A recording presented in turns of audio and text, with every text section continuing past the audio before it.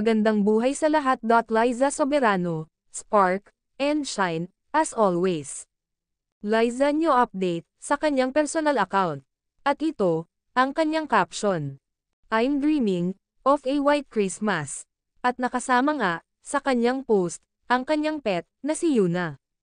Marami nga ang nagbigay, ng komento, sa post ng dalaga.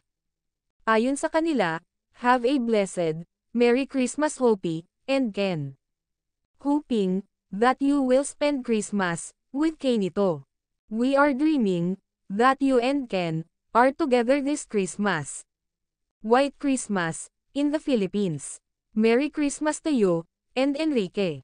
Kahit uminom lang ng coffee, maganda pa din. Blessed Merry Christmas to you, and Ken. Mga wish ng mga fans, para kina Hopi, at Ken, at sana nga, matupad itong wish, ng mga fans, para sa magkasintahan, di naman lingid sa atin, kung gaano ka-hectic, ang sked ng dalaga.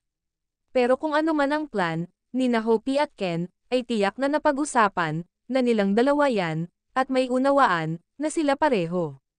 Salamat sa lahat, ng suporta guys. More blessings, sa ating lahat, God bless po. Yeah, yeah.